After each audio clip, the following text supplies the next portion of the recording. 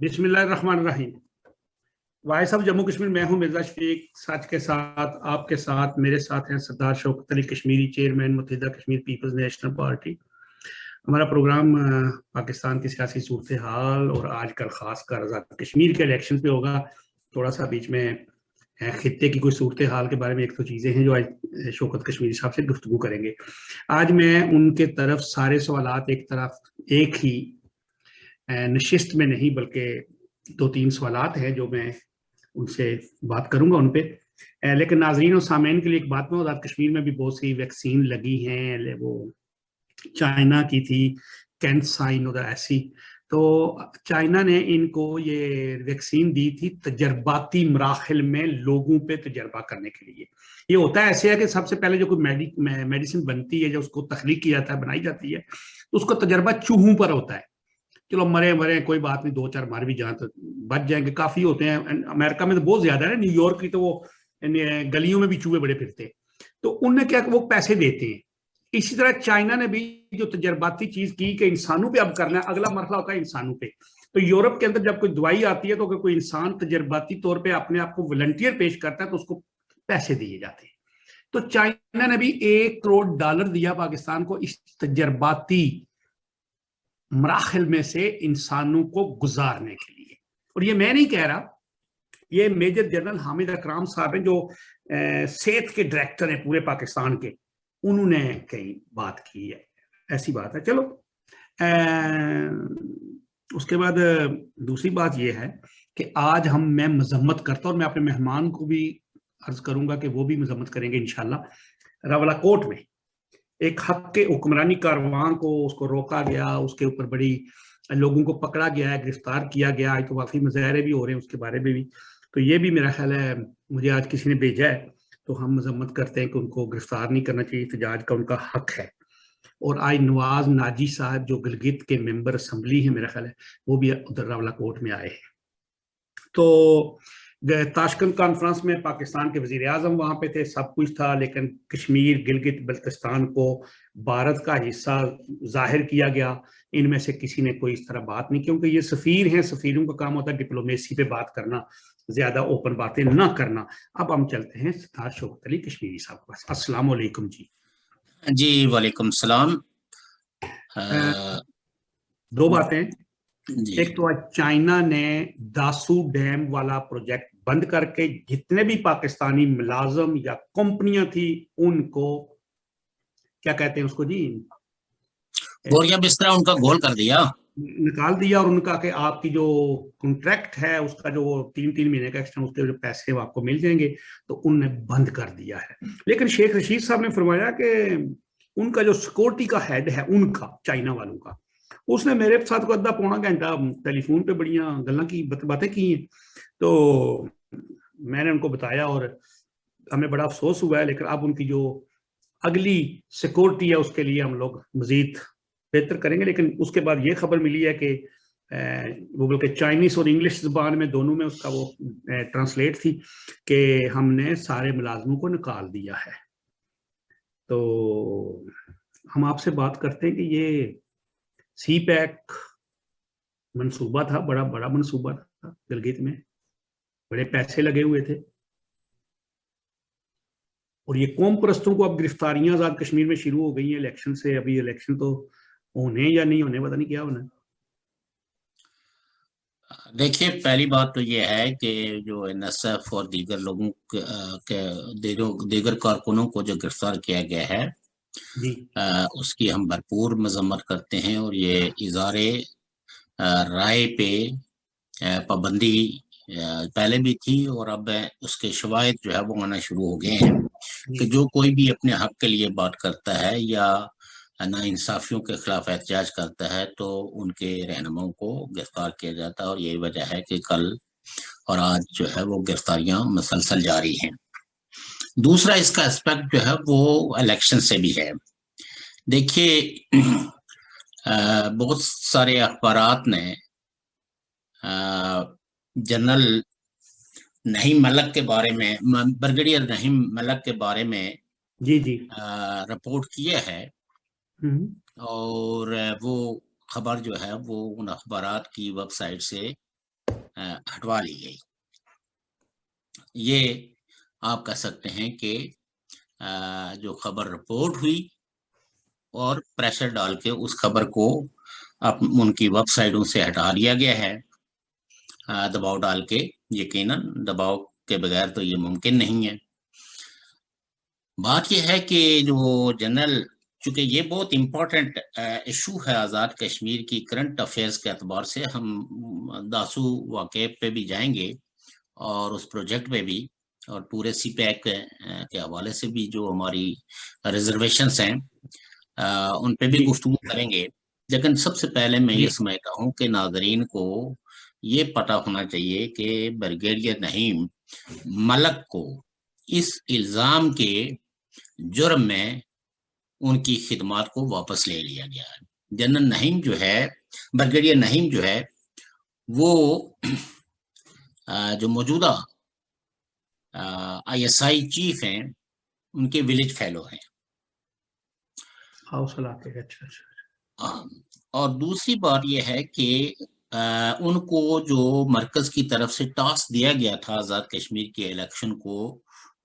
منور کرنے کے لیے، اور ایک ہوم ورک کر کے تو PTI کو ریکمنڈ کرنا کہ کن کن امیدواروں کے پوزیشن حلقہ جات میں اچھی ہے، ان کو ٹکٹ جاری کروانے کے لیے سفارش کرنا. لیکن انہوں نے جن امیدواروں کو ریکمنڈ کیا اور PTI نے ان کے کہنے پہ جو ٹکٹ جاری کیے، بعد ازاں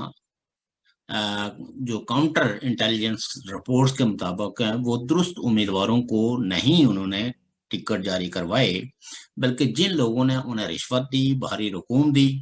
تو انہوں نے ان رقوم کے عوض ان کے ٹکٹ جاری کروائے. یہ اب ایک سوال چھوٹا سا آ گیا آپ کی بات پہ. جی، ان بریگیڈیئر صاحب سے یہ کام لے سکنے کا حق یا آپ سوچے قانون یا کوئی ہے کہیں پہ کہ ان سے ڈائریکٹ یہ کام مرکزی حکومت لے سکے؟ دیکھیں، بات یہ ہے کہ کانسٹیٹیوشنلی آپ کو پتا ہے کہ ISI بطور انٹیلیجنس ایجنسی یہ پرائم منسٹر کے انڈر کام کرتی ہے، بالکل یہ صحیح ماتحت ہے، اور پرائم منسٹر کو کانسٹیٹیوشنلی یہ پابند ہے ان کو رپورٹ کرنے کی، اور ان کی طرف سے دیے جانے والی ٹاسک پہ بھی وہ عمل کرنے کی پابند ہے یا نہیں ہے، لیکن کانسٹیٹیوشنلی ان کے سامنے جواب دہ ہے. تو اس لیے یہ ہے کہ اگر ان کی طرف سے کسی قسم کی کوئی ہدایات دی جائیں تو اس پہ یہ عمل درآمد کرتے ہیں. اس میں جو موثوق ذرائع کہتے ہیں کہ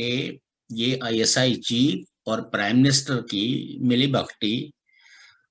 جس میں جو آرمی چیف تھے وہ باخبر نہیں تھے اس حوالے سے.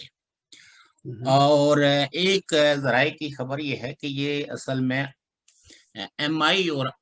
IB نے اس خبر کو جو ہے وہ افشاں کیا، جو پاکستان میں اور آزاد کشمیر کے اخبارات میں یہ خبر رپورٹ ہوئی. چونکہ اب تو رقم بھی جو ہے وہ فیگرز میں آ چکی ہے، ٹوٹل اور کتنا وصول کیا اور باقی کیا تھا، کتنا وصول کیا، اور پھر حلقہ جات میں، اور ساتھ میں یہ وعدہ انہوں نے کر رکھا تھا کہ تنویر الیاس جو ایک بہت بڑے بزنس مین ہیں اور اسلام آباد کے اندر ان کا ایک بڑا جو ہے وہ بزنس پلازا ہے جو سنٹوریم کے نام سے جانا جاتا ہے، تو ان کو پرائم منسٹر بنانے کے لیے انہوں نے یہ وعدہ کیا ہوا تھا کہ PTI کی حکومت بھی ہم بنوائیں گے اور پرائم منسٹر جو ہے وہ سردار تنویر الیاس کو بنائیں گے. یہ خبر آپ کہہ سکتے ہیں کہ یہ اب کوئی راز نہیں رہی. ویسے تو پہلے بھی سینہ گزٹس تھی، اور اس میں شاید آپ کو علم ہو کہ جو PTI کے جو بنیادی کارکنان تھے یا جو صدر PTI بارسٹر سلطان محمود چودھری، ان کو بھی شدید قسم کے تحفظات تھے، اور وہ یہ سمجھتے تھے کہ ان کو مسلسل اگنور کیا جا رہا ہے، بلکہ ان کے حلقے میں ان کو ہروانے کی بھی کوششیں کی جا رہی ہیں تاکہ وہ الیکشن جیتے ہی نہ تو لہٰذا سموتھلی جو ہے وہ تنویر الیاس کو پرائم منسٹر بنایا جا سکے. یعنی ایک ہی بندہ اپنا سامنے آئے بس کینڈیڈیٹ. جی مطلب یہ کہ ظاہر ہے کہ پی ٹی آئی کا صدر جو ہے وہ بیرسٹر سلطان محمود چودھری ہیں اور ان کو یہ خیال تھا کہ شاید بیرسٹر سلطان محمود چودھری کی حمایت میں کچھ ایم ایل ایز جو اگرچہ انہی کے تعاون سے جیتیں گے لیکن شاید وہ یہ مطالبہ کریں کہ چونکہ یہ پریزیڈنٹ ہیں اور ان کا حق بنتا ہے تو لہٰذا وہ کام ہو ہی نہ جس میں کوئی یہ مطالبہ رکھے. اور کئی وفاقی وزراء جو ان کے حلقے میں گئے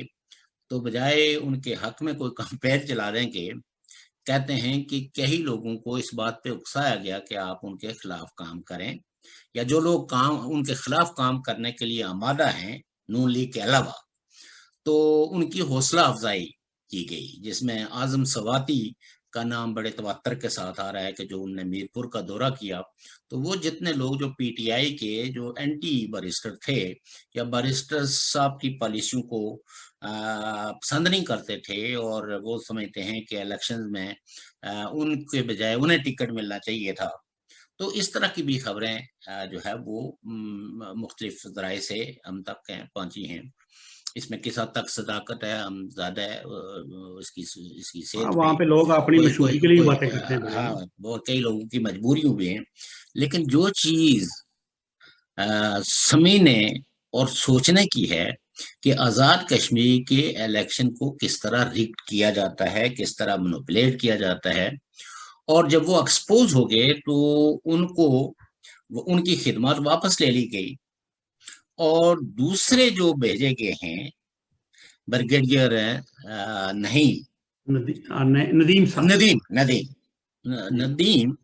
ندیم صاحب کے بارے میں یہ کہا جاتا ہے کہ یہ بھی آزاد کشمیر کے بہت ہی ایکسپرٹ ہیں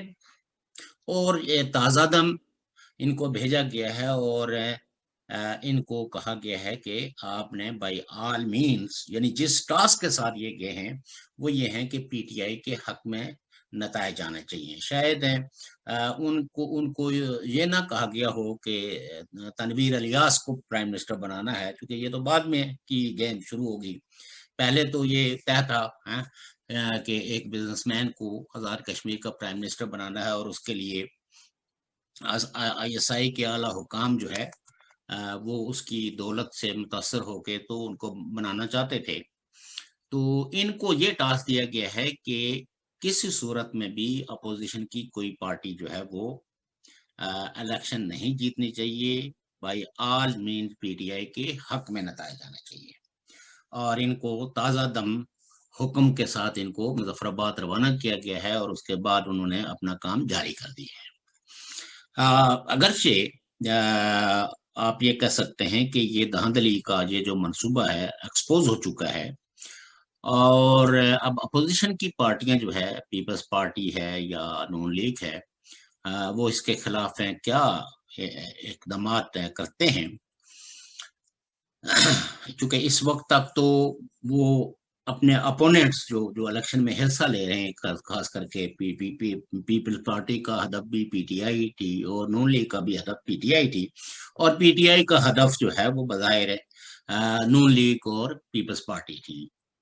دوسرا جو امپورٹنٹ کریکٹر ہے وہ ہے وہ جو امین گنڈاپور جو وزیر امور کشمیر ہے. بظاہر کانسٹیٹیوشنلی یہ پوسٹ جو ہے وہ پاکستان نے تخلیق کی ہوئی ہے حالانکہ اس وزیر کے خلاف یہ جو جنرل علی امین گنڈاپور کے خلاف ہی نہیں بلکہ آزاد کشمیر کی مقامی قیادت جو ہے وہ آزاد کشمیر کے قیام کے بعد سے ہی ان کی ہمیشہ سبھی رہنماؤں کی سبھی پولیٹیکل پارٹیوں کی اور خاص کر کے مقامی پولیٹیکل پارٹیوں کی جو انڈیجنس پولیٹیکل پارٹیز تھی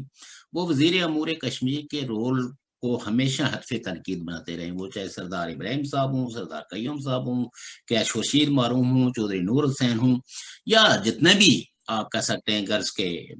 نیشنلسٹ ہوں چونکہ اس وزیر کو ایک طرح کا واسرائے کا درجہ حاصل تھا اور ایک وقت میں آپ یہ کہہ سکتے ہیں کہ آزاد کشمیر کے جو بھی صدر ہوتے تھے، چونکہ پارلیمانی نظام تو 1970 کے بعد آیا، بلکہ 70 میں بھی صدارتی نظام ہی تھا اور اسی کے تحت الیکشن ہوئے تھے. آپ یہ کہہ سکتے ہیں کہ 1974 کے بعد پارلیمانی نظام آیا. اس سے پہلے جو بھی صدر ہوتا تھا ان کو باقاعدہ یہ وفاق کی جانب سے حکم ہوتا تھا کہ ان کو جو ہے وہ کوہالا پل سے ریسیو کیا جائے. اور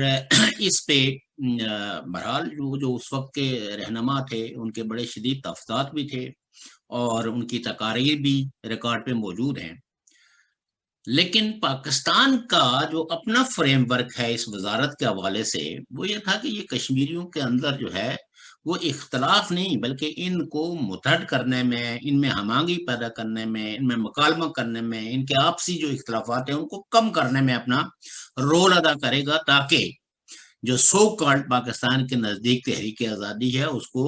کامیابی اور فتح مندی سے ہمکنار کرنے کے لیے آزاد کشمیر کا یہ خطہ جو ہے وہ رول یہ اپنا ایک کردار ادا کر سکے. لیکن فی زمانہ اس وزارت نے تقسیم کرو اور حکومت کرو کی پالیسی اختیار کی رکھی ہے. یہ جو موجودہ جو وزیر ہیں علی امین گنڈاپور، انہوں نے جس طرح کی زبان بد تہذیبی اور بے ادبی وہاں پھیلائی ہے، اس پہ آزاد کشمیر کے تقریباً ہر جگہ پہ ہی لوگوں نے برا نہ صرف برا بنایا بلکہ کئی جگہوں پہ لوگوں نے مظاہرے بھی کیے اس کی بد تہذیبی کے خلاف. اور پھر آپ نے دیکھا کئی جگہوں پہ جوتا باری بھی ہوئی ہے، ٹماٹر بھی پھینکے گئے ہیں، گندے انڈے بھی پھینکے گئے ہیں، کئی جگہوں پہ پتھراؤ بھی ہوا ہے. اور آپ یہ اندازہ کیجئے کہ ایک وفاقی وزیر جو وزیر امور کشمیر ہے وہ اپنے ریوالور جیب سے نکال کے تو وہ فائرنگ کر رہے ہیں. اور یہ اب پاکستان کا جو قانون ہے یا آزاد کشمیر کا قانون اس کے مطابق ہے کچھ لوگوں نے جا کے ان کے خلاف ایف آئی آر بھی درج کروائی ہے. لیکن وہ ایف آئی آر درج تو ہو گئی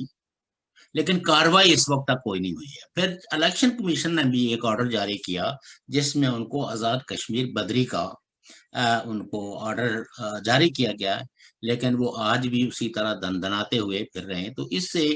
آزاد کشمیر کی مظلومیت، محکومیت اور لالیسنس کا آپ اندازہ لگا سکتے ہیں کہ پاکستان کے کسی ادارے کو آزاد کشمیر کی نہ حکومت کی نہ جو ادارے ہیں ان کی کسی کنسرن سے کوئی غرض ہے، بلکہ وہ اپنے مطلوبہ نتائج حاصل کرنے کے لیے ہر نوع کا حربہ استعمال کرنے کے لیے تیار ہے. اور آج جو ہے وہ prime minister of Pakistan Imran Khan جو ہے وہ باغ تشریف لے گئے ہیں اور بڑے بڑے اشتہارات اور وہ تمام جتنے بھی ایم ایل ایز جو ان کے نامزد امیدوار ہیں ان سب کو ہدایت جاری کی گئی ہے سرکاری طور پر، یعنی انتظامیہ کو بھی اور ایم ایل ایز کو بھی، کہ آپ جو ہے وہ باغ میں عمران خان کے استقبال کے لیے بہت بڑی تعداد میں لوگوں کو لائیں. ویسے بھی باغ ضلع جو ہے وہ اس کی چونکہ سرحدیں پونچھ سے بھی ملتی ہیں اور دیر کوٹ اور اپنا شرقی غربی سارے حلقوں سے لوگوں کو اکٹھا کیا گیا ہے. اور وہاں عمران خان صاحب نے لوگوں کو پاکستان کے ساتھ رشتے کا ایک بہت بڑا درس دیا اور انہوں نے وہی اسلامائزیشن اور اسلامی لوگوں کو اور آزاد کشمیر کے جو مسلمان ہیں ان کے مذہبی جذبات کو بھڑکانے کی کوشش کی ہے. یہ سب چیزیں میں سمجھتا ہوں کہ بین الاقوامی برادری اس سب چیزوں کو دیکھ رہی ہے، آبزرو کر رہی ہے، اور پاکستان کے میڈیا کو میں اس موقع پہ سلام پیش کرتا ہوں کہ انہوں نے بھی آواز اٹھائی ہے علی امین گنڈاپور کے ان حرکات اور سکنات پہ ایک سیریس نوٹ دیا ہے. اور پھر یہ ہے کہ ایک اور واقعہ ہوا ہے اسلام آباد میں کہ افغانستان کے جو پاکستان میں ایمبیسیڈر ہیں ان کی بیٹی کو دن دہاڑے جو ہے ان کو تشدد کا نشانہ بنایا گیا اسلام آباد میں اور اغوا بھی کیا گیا ہے اور وہ زخمی حالت میں جو ہے وہ واپس جو ہے دستیاب ہوئی ہے. دستیاب ہوئی ہیں. اب آپ اس سے اندازہ کر سکتے ہیں کہ پاکستان کے اپنے دعوے، وہ دعوے جو یہ ہمیشہ کرتے رہتے ہیں کہ ہم جو ہے نا وار اگینسٹ ٹیررزم میں ہم فتح یاب ہو گئے ہیں اور ہم نے سارے سلیپنگ سیلز کو اور تمام جو ٹیررسٹ انفراسٹرکچر ہے اس کو ڈسمنٹل کر دیا ہے، اور اب پاکستان کی سرزمین پہ کسی قسم کی دہشت گردی کے نشانات بھی نہیں آپ کو ملیں گے. لیکن آپ یہ دیکھیے کہ افغانستان کے ایمبیسڈر کی بیٹی کو دن دہاڑے اغوا کیا گیا، پھر ان کو تشدد کا نشانہ بنایا گیا اور شدید زخمی حالت میں جی ان کی تصویریں آ گئی ہیں، سوشل میڈیا پہ آئی ہیں، سوشل میڈیا پہ بھی آئی ہے یقیناً. اور اسی سے جو ان کے دعوے تھے FATF میں، وہ دعوے جو ہے وہ گراؤنڈ ریالٹیز سے میل نہیں کھاتے. اور ہم نے پہلے بھی یہ کہا تھا کہ پاکستان کو گریڈ لسٹ میں رکھا گیا ہے کیونکہ پاکستان جن چلاکیوں کو بلیو کرتا ہے، جی یس، جن چلاکیوں سے کام چلاتا رہا ہے، یہ چلاکیاں اب ورلڈ کمیونٹی ماننے کے لیے تیار نہیں تھے. اس وقت جب ایک سر جنگ کا عہد تھا تو اس میں بہت ساری ان کی چلاکیوں کو بھی لوگ نظر انداز کر دیتے تھے، چونکہ ان کے اپنے سٹیکس بہت بڑے تھے اور ان سٹیکس کی وجہ سے آپ کہہ سکتے ہیں کہ نظریں چرا لیا کرتے تھے، آنکھ بند کر لیتے تھے، ایک آنکھ کھلی رکھتے تھے، دوسری آنکھ بند کر لیتے تھے. لیکن پاکستان کو سمجھنا چاہیے کہ حالات بدل چکے ہیں، اور ان بدلتے ہوئے حالات کے اندر اب آپ کسی کے ساتھ کوئی چالاکی نہیں کر سکتے. اور یہ جو آپ نے جو ایسٹ پال رکھے ہیں، ان ایسٹس کو آپ اپنی ریاست کے مفادات کے لیے اگر استعمال کریں گے تو یہ ریاست اور زیادہ مشکلات اور مصائب میں آئے گی. پہلے سے ہی مشکلات اور مصائب میں ہے، جس کی وجہ سے پاکستان کا وجود جو ہے there are many people who have constrained کہ یا پاکستان اپنا وجود برقرار رکھ سکے گا یا نہیں رکھ سکے گا. جو اس کی اکنامیکل کنڈیشنز ہیں، جو سیاست کے اندر جو مارا ماری ہے، اور جس طرح کے جو ہے وہ ادارے ود امپیونٹی جو ہے وہ وہاں ایک دہشت گردی کو فروغ دے کے بندوق کی نوک پہ الیکشن میں نتائج پاکستان میں بھی لائے گئے اور اب آزاد کشمیر میں وہ تجربہ دہرایا جا رہا ہے. تو میں یہ سمجھتا ہوں کہ اس سے بہت بڑا کچھ تو خون ہوگا. آزاد کشمیر کے لوگ جو ہے وہ اس طرح کی کھلی دھاندلی، کھلی دھونس اور اس کو نہیں برداشت کریں گے، چونکہ اب مقابلے کے اندر جو ہے وہ آزاد کشمیر کی کوئی انڈیجنس پولیٹیکل پارٹی نہیں ہے، بلکہ پاکستان کی اپوزیشن پارٹیاں، مقتدر اپوزیشن پارٹیاں جو ہے وہ میدان عمل میں ہیں، جن کی موجودگی میں یہ پہلے تو آپ کہہ سکتے ہیں کہ مختلف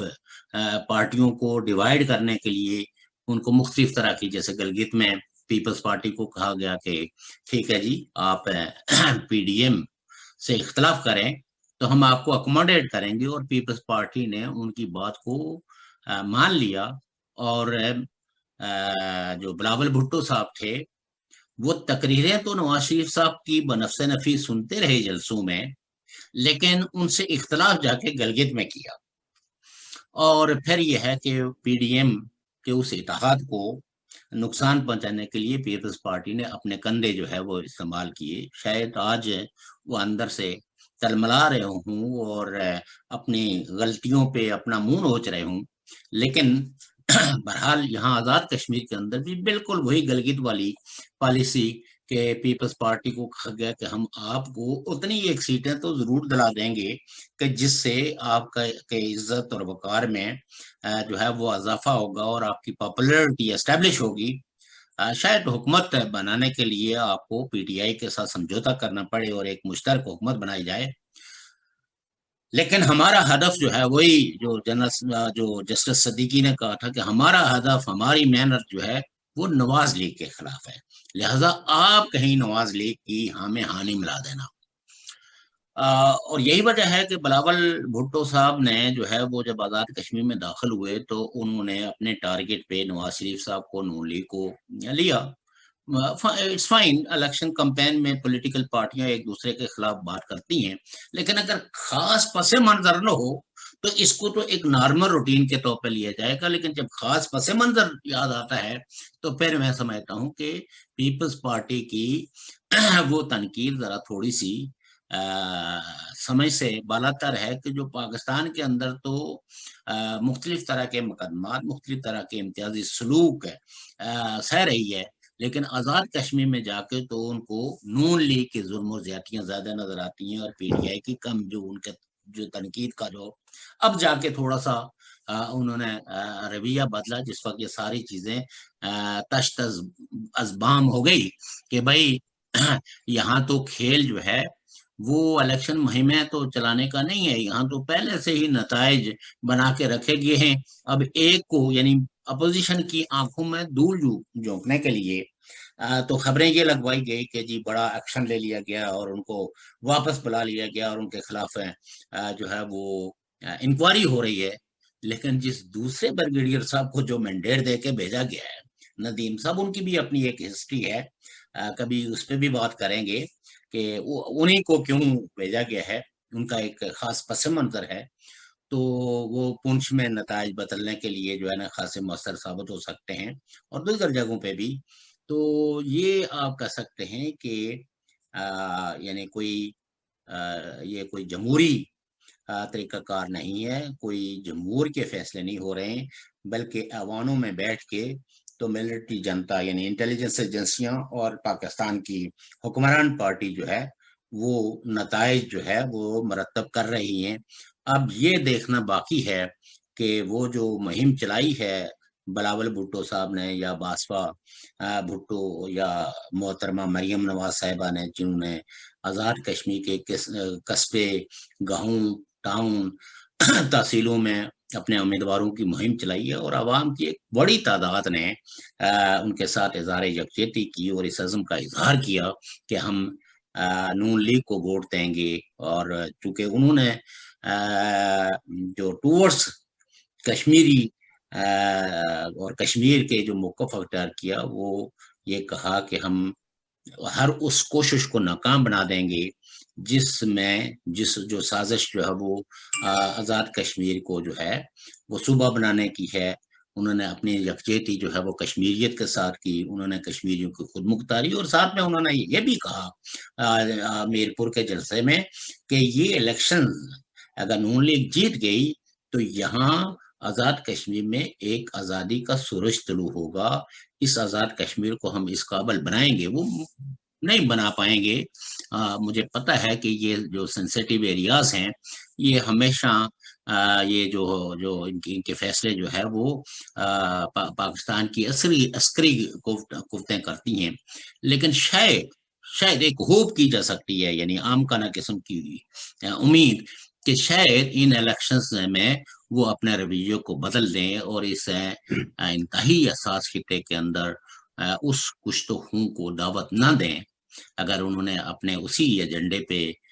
مطلوبہ نتائج والے ایجنڈے پہ جو ہے عمل درآمد کیا، اور ساتھ میں یہ کہ آزاد کشمیر کے لوگ جو ہے بھیڑ بکریاں ہیں، یہ ان میں کسی پارٹی، کسی نظریے کی کوئی سوجھ بوجھ نہیں ہے، بلکہ یہ تو صرف اسلام آباد کی کرسی کو ووٹ دینا جانتے ہیں، اور اب بھی یہ جو ہے کرسی کو ہی ووٹ دیں گے، کسی پولیٹیکل پارٹی کو ووٹ نہیں دیں گے۔ جلسوں میں یہ چاہے کسی بھی جلسے کے اندر جتنی بھی شرکت کر لیں، ہم ان کے ووٹ کو ان جلسوں کی جو نیومیریکل سٹرینتھ ہے اس کو نتائج میں نہیں تبدیل ہونے دیں گے۔ تو یہ ایک آپ کہہ سکتے ہیں کہ ایک ایسا مرحلہ آ گیا ہے جس کو سنجیدگی سے سوچنے کا ہے، اور خاص کر کے جو ڈائسپورا کشمیری ہے اس میں اس کو اپنا رول پلے کرنا چاہیے، بجائے وہ پارٹیوں میں بٹنے کے۔ وہ یہ دیکھیں کہ آزاد کشمیر کو اس وقت اس یلغار سے، اس جو ہے وہ طوفان سے کیسے بچایا جا سکتا ہے، اور لوگوں کو کیسے محفوظ کیا جا سکتا ہے، ان کی جانوں کو جو خطرات ہیں ان خطرات سے ان کو باہر کیسے نکالا جا سکتا ہے، یہ میں سمجھتا ہوں کہ بڑی اہمیت کی عمل ہے۔ ایک بات یہ ہے کہ افغانستان کے بارے میں امن کانفرنس اسلام آباد میں ہونے والی تھی، اس کو ملتوی کر دیا گیا۔ اس کے بعد سی پیک والا جو ایک اجلاس بڑا اہم ہونا تھا کل، وہ بھی ملتوی کر دیا گیا تھا۔ اور چائنا کی اپنی انویسٹیگیشن ٹیم جو ہے وہ یہ داسو جو بس والا واقعہ ہوا اس کی تحقیق کے لیے بھی پہنچ گئی ہے۔ اب امن کانفرنس اگر ملتوی ہو رہی ہے تو اس کا سیاسی اثر کیا پڑے گا، کیونکہ پاکستان اس کا میزبان تھا اور مہمانان تو باہر سے آنے تھے، افغانستان سے لازمی بات ہے، جو افغانستان میں جن قوتوں کا یا جن طاقتوں کا یا جن جو لوگ کردار ہیں امن کے لیے ہونا چاہیے ان کو آنا تھا، تو اس کا سیاسی اثر کیا پڑے گا ایک ایسے وقت میں آپ کے اس سوال کی طرف تھوڑا سا بعد میں آتا ہوں۔ پہلے جو آپ نے جو داسو جو واقعہ ہوا ہے جس میں 10 چینی انجینئر جو ہے وہ ہلو 10 چینی انجینئر جو ہے وہ مارے گئے ہیں، 13 لوگ سارے ہوئے جی 9 چائنیز، 2 ایف سی کے اہلکار اور 2 سیولین پاکستانی جو ملازم تھے وہاں پہ جی۔ اور اس کے بعد جو چائنا کا جو ری ایکشن تھا، انہوں نے ایک تو اپنی تحقیقاتی ٹیم پاکستان روانہ کی، اور دوسری بات یہ کی ہے کہ اس پروجیکٹ کو فوری طور پر بند کر دیا گیا۔ اب آپ کو پتا ہونا چاہیے کہ داسو جو ہے وہ گلگت میں ہے،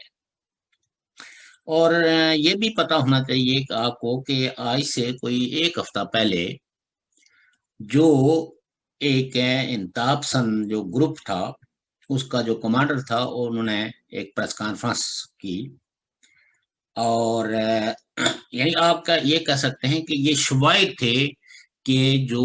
ٹیررسٹ انفراسٹرکچر ہے وہ ری ایکٹیویٹ ہو گیا ہے، اور بعض دفعہ یہ اپنے لوگوں پہ بھی حملے کروا کے تو دوسروں پہ جو حملے ہیں ان کو جسٹیفائی کرواتے ہیں کہ ہم تو اتنے بے بس ہیں کہ ہم اپنے دوستوں کو اور وہ لوگ جو پاکستان کی تعمیر و ترقی میں حصہ لے رہے ہیں ان کی بھی حفاظت نہیں کر پاتے، تو ہم افغانستان میں مداخلت کو کہاں سے روک لیں، یا انڈین کشمیر کے اندر جو لوگ جاتے ہیں ان کو کیسے روک سکتے ہیں۔ یہ پاکستان اپنی ایک بے بسی اور آپ کہہ سکتے ہیں کہ ٹیررزم میں یہ بتانے کی دنیا کو کوشش کر رہا ہے کہ ہم بہت ہی بے بس اور لاچار ہیں ٹیررزم کے ہاتھوں، تو لہٰذا ہماری اس مظلومیت کو تسلیم کر لیا جائے، حالانکہ یہ چالاکی ہے۔ دوسری بات یہ ہے کہ آپ یہ دیکھیں کہ یہ جو سی پیک ہے اس میں وائڈلی اس کو پنجاب میں ویلکم کیا گیا ہے، باقی علاقوں کے اندر سی پیک کے بارے میں تقریباً ساری قوموں نے اپنے تفصیلات کا اظہار کیا ہے، اس میں گلگت بلتستان کے لوگ بھی شامل ہیں، چونکہ وہ بھی ایک متنازع خطہ ہے، اس کے مستقبل کا بھی فیصلہ ہونا باقی ہے۔ دوسری بات یہ ہے کہ جو انوائرمنٹلسٹ ہیں ان کے بھی بڑے شدید تحفظات ہیں کہ چونکہ اس ہیوی پروجیکٹ کی وجہ سے جو کمرشل بیسس پہ چلے گا، اس سے گلیشیئرز کو جو ہے وہ شدید نقصان ہونے کا اندیشہ ہے۔ پہلے ہی گلیشیئرز میلٹ ہو رہے ہیں اور اس کی وجہ سے علاقے کے خطے کا جو موسم جو ہے وہ کافی تبدیل ہو گئے ہیں۔ ایک تو ان کے بھی تحفظات تھے، دوسرا جو ان خطوں کی جو انڈیجنس پاپولیشنز ہیں، چاہے وہ گلگت بلتستان کے ہوں، چاہے وہ خیبر پختونخوا کے ہوں یا بلوچستان کے ہوں، اور آپ کو پتا ہے کہ کئی دفعہ اس پہ ڈیمونسٹریشنز بھی ہوئے، اور کئی پاکستان کے مقتدر دانشوروں نے بھی آرٹیکلز لکھے ہیں جو ڈان میں پبلش ہوئے ہیں، نیوز انٹرنیشنل میں پبلش ہوئے ہیں، جس میں انہوں نے یہ کہا کہ اس پروجیکٹ سے خطے کو کوئی بڑا مالی اور معاشی فائدہ نہیں ہونے والا، اس کے جتنے بھی معاشی فوائد ہیں وہ صرف چائنا سمیٹے گا، اور ان علاقوں پر جو اس کے برے اثرات مرتب ہوں گے وہ اس علاقے کے لوگوں کو بھگتنے ہوں گے، چونکہ اس میں ایسا کوئی فنڈ نہیں رکھا گیا کہ جو اس علاقے کی جو انوائرمنٹ ہے اس کا تحفظ ہو۔ یہاں کوئی اب یہ دیکھیے کہ گوادر پورٹ جو ہے، اور گوادر کا وہ سارا علاقہ جو ہے وہ چائنا کو پاکستان نے ایک معاہدے کے تحت دیا، جس میں پاکستان کو جو فائدہ جو اس میں وہ کیا ہے وہ 9% ہے، باقی جو ہے وہ آپ کہہ سکتے ہیں کہ ابو 90% 80 وہ چائنا لے جائے گا. تو یہ جو معاہدے ہوئے ہیں سی پیک کے حوالے سے یہ ٹرانسپیرنٹ نہیں ہے. نواز شریف صاحب جتنے دعوے کریں اس کے حوالے سے یا عمران خان صاحب کریں یا پیپلز پارٹی کرے, لیکن یہ جو معاہدے بھی سائن ہوئے ہیں ان کے بارے میں انڈیجنس پاپولیشنز کو انکلوڈنگ پاکستان جو ہے ان کو بڑے شدید تحفظات ہیں. اور عمران خان صاحب جب اپوزیشن میں ہوتے تھے تو وہ یہ دعویٰ کیا کرتے تھے اور لوگوں سے یہ انہوں نے وعدہ کیا تھا کہ ہم اسمبلی کے فلور پہ ان سارے معاہدوں کو رکھیں گے. اب آپ یہ دیکھیں کہ جو آئی ایم ایف ہے انہوں نے پاکستان کو اس شرط پہ قرضے دیے تھے کہ ہمارے قرضوں کا کوئی حصہ جو ہے وہ سی پیک کی مد میں یا چائنا کو قرضے لوٹانے کے حوالے سے آپ نہیں کر سکتے, اور یہ سارے معاہدے ہمیں دکھائے جائیں. پاکستان ابھی تک لیت الحل سے کام لیتا رہا. اگر یہ ترقیاتی منصوبے ہیں, یہ اگر اس خطے کے لیے کوئی گیم چینجر ہیں, تو پھر ان معاہدوں کو سامنے کیوں نہیں لایا جاتا کہ اس میں پاکستان کے لیے کیا ہے, چائنا کے لیے کیا ہے, خطے کی آبو ہوا کے لیے اس کو جو ہے وہ صحت مند بنانے کے لیے کتنے پیسے رکھے گئے ہیں, جو گلیشیئر میلٹ ہو رہے ہیں ان گلیشیئرز کو بچانے کے لیے کیا اقدامات کیے گئے ہیں. اور پھر یہ ہے کہ یہ جو متنازع خطہ ہے, دیکھیں اس کا جب تک کہ مستقبل کا فیصلہ نہیں ہوتا تو کوئی اس خطے کے لوگوں کے ساتھ بھی کوئی معاہدہ نہیں کیا گیا. تو ہمارے تو ڈے فرسٹ سے ہی بہت شدید قسم کے تحفظات ہیں سی پیک کے حوالے سے, چائنا کے رول کے حوالے سے, اور ان دونوں ملکوں کے جو عزائم اپرنٹلی ہمیں لگتے ہیں وہ توصیف پسندانہ ہیں. اور یہ کسی معاہدوں کی یا کسی بین الاقوامی برادری کے ساتھ جو انہوں نے بیٹھ کے کوئی وعدہ کیا ہے اس سے ان کو کوئی غرض نہیں ہے, کیونکہ جو اقوام متحدہ کی جو ریزولوشنز ہیں آن کشمیر, ان ریزولوشنز کو جو کمپلائی کرنا تھا وہ پاکستان نے کرنا تھا, اور پاکستان کی ساری حکومتوں نے آپ یہ کہہ سکتے ہیں کہ اس کو کمپلائی نہیں کیا, جس کی وجہ سے کشمیر کے لوگ اپنے رائٹ ٹو سیلف ڈٹرمنیشنز کو ایکسرسائز نہیں کر پائے. اور ابھی تک وہ اس کی انتظار میں ہیں, اور ان کو مختلف نعروں اور مختلف قسم کے جھانسوں میں پھنسانے کی کوشش کی جا رہی ہے. اور دراصل پاکستان کے جو پالیسی ساز ہیں وہ ریلیجس سینٹیمنٹ کو ایکسپلائٹ کرتے ہیں, چاہے وہ انڈین سائڈ آف کشمیر ہو یا ادھر کشمیر ہو. اور انفارچونیٹلی اب ریسیپروکل ہو رہا ہے کہ اس خطے کے اندر جو ہے وہ ہندوستان کی حکومت بھی کہیں نہ کہیں جو نان مسلمز ہیں ان کے سینٹیمنٹ کو ایکسپلائٹ کرتے ہیں اگینسٹ مسلم, اور مسلم کے سینٹیمنٹس کو پاکستان ایکسپلائٹ کرتا ہے اگینسٹ ادر دوسرے مذاہب کے خلاف, جس کی وجہ سے ریاست جو جموں کشمیر ہے اس کے اطاعت کو ناقابل تلافی نقصان پہنچ چکا ہے, اور پہنچ بھی رہا ہے, اور آئندہ مزید پہنچے گا اگر یہ پالیسیاں تبدیل نہ ہوئی. آپ نے دوسرا کوئی سوال کیا تھا, جو سوری کہ میں کہہ رہا ہوں کہ جو افغان امن کانفرنس, جی ہاں افغان امن. دیکھیے بات یہ ہے کہ پاکستان کے اخبارات میں وہاں جو اپنے تاشکند میں جو افغانستان کے جو صدر ہیں اشرف غنی, یہاں پاکستان کے اخبارات میں یہ خبریں بڑے تواتر کے ساتھ شائع ہو رہی ہیں, اور ٹی وی جو ٹاک شوز ہیں ان میں بھی یہ کہا جا رہا ہے کہ عمران خان صاحب نے جو ہے وہ اشرف غنی صاحب کو کھری سنا دی, کرارا جواب دے دیا. اور وہ لوگ کیا کہہ رہے ہیں, وہ یہ کہہ رہے ہیں کہ پاکستان افغانستان کے اندرونی معاملات میں نہ صرف مداخلت کر رہا ہے بلکہ یہاں جو ہے وہ بندوق برداروں کو مسلسل روپیہ پیسہ اور اسلحہ کے ساتھ سپورٹ کر رہا ہے, جس کی وجہ سے افغانستان کے اندر قیام امن کے لیے جتنی بھی کوششیں ہو رہی ہیں وہ سبوٹاژ ہو رہی ہیں. اب پاکستان کے کچھ پالیسی ساز کہتے ہیں کہ جی افغانستان کا امن پاکستان کے لیے بڑا ضروری ہے, اگر طالبان جو ہے وہ پورے افغانستان پہ قابض ہو جاتے ہیں تو اس سے پاکستان کو بڑا ناقابل تلافی نقصان پہنچے گا. میں آپ کو ایک بات بتاؤں کہ چاہے بین الاقوامی برادری افغانستان میں طالبان کی فتوحات کے کتنے ہی گیت گائیں, لیکن افغانستان جو ہے وہ اتنا سمپل نہیں ہے. اور اس عرصے کے اندر افغانیوں نے جن رائٹس کا جو شعور حاصل کیا ہے وہ بھرپور طریقے سے مزاحمت کریں گے, اور طالبان کو اگر وہ امن کے راستے کی طرف، وہ شراکت اقتدار کی طرف نہ گئے اور کوئی امن معاہدہ جو ہے وہ اپنی قوم کے نمائندوں کے ساتھ نہ کیا، تو یہ خطہ ایک لمبے عرصے کے لیے پھر جنگ و جدل کی اماجگاہ بنے گا، جو کسی اعتبار سے بھی افغانی قوم کے حق میں نہیں ہوگا۔ اور اڑوس پڑوس والوں کو بھی سمجھنا چاہیے جو ابھی تک ہے یہ چیزیں نہیں سمجھ پا رہے ہیں، اور انفارچونیٹ ہے کہ پاکستان کے جو پالیسی ساز ہیں وہ نہیں سمجھ پا رہے ہیں کہ امن جو ہے وہ پاکستان کے لیے بھی کتنا ضروری ہے۔ وہ یہ سمجھ نہیں پا رہے ہیں کہ پراکسیز کے ذریعے آپ پاکستان کے سوورن انٹرسٹ کو نہیں اس کا تحفظ دے سکتے۔ وہ تحفظ آپ تبھی دیں گے کہ آپ کی خارجہ پالیسی اچھی ہو، آپ اڑوس پڑوس کے ملکوں کو یہ یقین دلا پائیں کہ آپ ان کے معاملات میں غیر ضروری مداخلت نہیں کر رہے ہیں، بلکہ آپ ان کے ساتھ پہلے مانسوں والا، ہمسایوں والا رویہ اختیار کریں۔ اور آف کورس ہم پڑوسیوں کو بھی کہتے ہیں کہ وہ پاکستان کے مسائل کو سمیٹے ہوئے آپ بھی ایک ریئلسٹک رویہ اختیار کریں، جس سے کہ اعتماد سازی کا عمل جو ہے وہ بحال ہو۔ لیکن اس کے لیے پاکستان کو کچھ ایسے اقدامات کرنے پڑیں گے، چاہیے شاید کچھ لوگوں کو یہ بات پسند نہ ہو، لیکن بہرحال یہ پہل کاری پاکستان کو کرنی ہوگی، چونکہ پاکستان کا ٹریک ریکارڈ جو ہے وہ یہ ہے کہ انہوں نے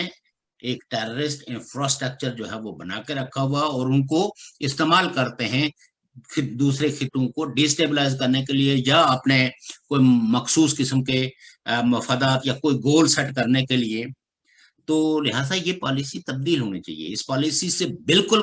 نہ پاکستان کو فائدہ پہنچے گا، اور ظاہر ہے کہ افغانستان تو برسا برس سے ان کی پالیسیوں کی وجہ سے ایک جنگ کا ایندھن بنا ہوا ہے، جس سے ہزاروں افغانی ڈسپلیس ہوئے ہیں، ہزاروں خواتین بے در ہوئی ہیں اور موت کا شکار ہوئے ہیں افغانی، جس میں اگر کوئی درد دل رکھنے والا، کوئی ہمدردی رکھنے والا، یہ انسانیت سے ہمدردی رکھنے والا آدمی اگر ان اقدامات پہ وہ دکھی نہیں ہوتا اور وہ اپنا کوئی کردار ادا نہیں کرتا، تو میں یہ سمجھتا ہوں کہ وہ اپنے انسان ہونے کا حق ادا نہیں کر رہے۔ بہت بہت شکریہ شوکت صاحب۔ تو لہٰذا